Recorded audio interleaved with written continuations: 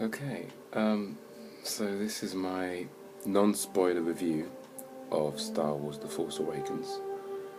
I saw it maybe half an hour ago. It's awesome. That could be the end of the review, but I'm sure you want a little bit more detail. Just to preface this, everyone and their mother has probably done a review by now. And just so you know, I'm just not just some raving fanboy. I was born in 1977, so I have seen the old films and then the prequels. I had the toys when they came out. I had various ideas about what it was to be good and bad based on Han Solo and Vader and all these other characters. So yeah, I think that it's okay for me to talk about Star Wars with a little bit of authority. We'll get down to it. The plot is 30 years after the events of Return of the Jedi, and we have the whole galaxy in a little bit of a turmoil, because out of the ashes of the Empire we have the First Order, and these are not spoilers, so obviously I'm not going to give you anything that's too hardcore in terms of a synopsis, but just to frame it, that's what we were told. And we have a great visual every other moment, whether it be TIE fighters against the backdrop of the sun, or the Millennium Falcon, rendered in such a fantastic way. I do believe that J.J. Abrams is as much a geek as any of us, and I think he had almost a test run of doing Star Wars when he was doing Star Trek, because much to every Star Trek fan's disbelief and anger, he turned Star Trek into an action flick. And yeah, there's a lot of comedy. They do make us remember how much we loved the first few movies through using great one-liners. It really does help with Lawrence Kasdan even, doing the script, because he did the Empire Strikes Back script. The acting's great. People have said bad things about Daisy Ridley, that she is maybe wooden. I didn't think so. Certainly in the open scene you can kind of tell that she's acting, but no, it's quite good. You believe that she's going through a lot of turmoil. John Boyega was fantastic. In fact, he's probably my second favourite character in the movie, because he has so many different things that he has to try and challenge within himself, and you see that struggle. I think we didn't see that in the prequels. There was the idea that you're watching Anakin Skywalker reject certain philosophy, and obviously Hayden Christensen's acting didn't really help, but I think it's inherent in this script that John Boyega has choices to make, choices that we face every day in terms of doing the right thing. What will it get us? What we can put off until later, what we can maybe at some point deal with later, is a current theme in everyone's lives, I think.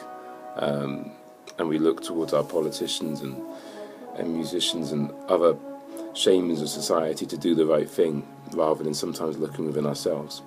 And I think Boyega is definitely a good example of that. Oscar Isaac as Poe Dameron is kind of like a Han Solo type, great pilot and whatnot. I don't really want to give too much away about him, but I do think that he was well cast, and there's a good connection between him and the other main characters. I kind of almost want to go straight to my spoiler review, because every time I bump into something I want to talk about that's really interesting, would probably be for the spoilers. So, is this a review that I want to stop here and now? Let's look at my notes, shall we? Let's see. Adam Driver was good as Kylo Ren. as the main bad guy. He's very conflicted. There's a lot of depth to him. Like, people love Darth Maul, and to be honest, I've always thought Darth Maul looked good, but he wasn't really a character.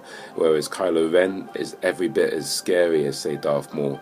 But when you get to know what drives him, then, no pun intended, obviously played by a man called Adam Driver, he is definitely quite captivating, and I want people to watch this movie so they can tell me their thoughts about it. If you find that you watch the movie and you want to have some discussion about it, and leave a comment under this video, or indeed watch the spoilers, because I think you'll definitely find some of my ideas as to where this saga is going next quite controversial, but maybe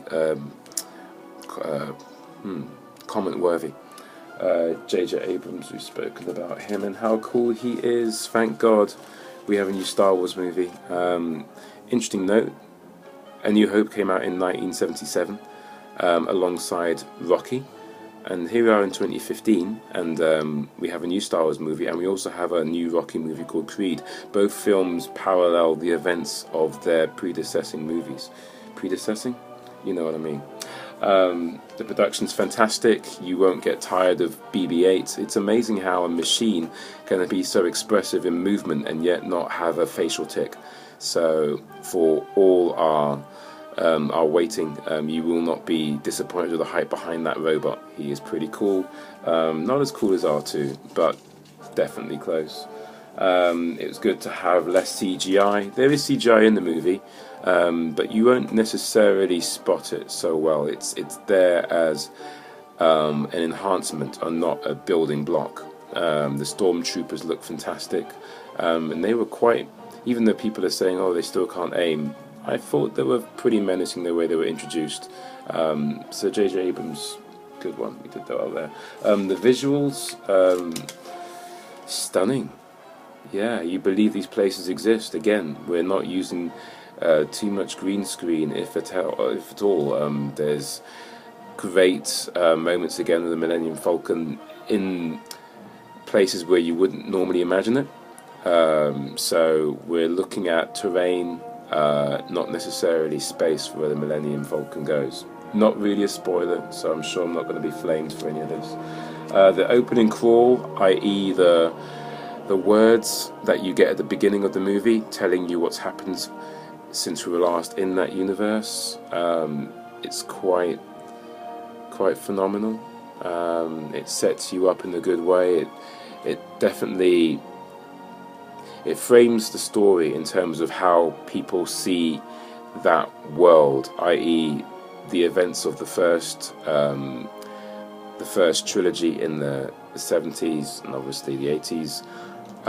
For anybody who's of that planet, let's say a civilian, wouldn't actually believe some of those events took place, just simply because of the time that's elapsed, and that's quite powerful. What else do we have in my notes? Pacing was great. I didn't shuffle in my seat. I didn't feel like I had to go to the loo. I never go to the loo during a film anyway, and I don't understand how the people behind me were able to go twice. What the fuck?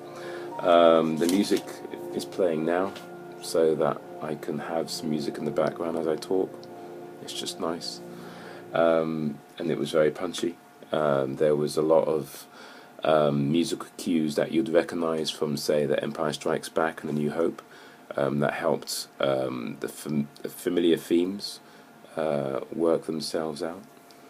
I think I'm ready to do spoilers. I think old and new fans will be happy. I mean, this is a case of new school doing old school well.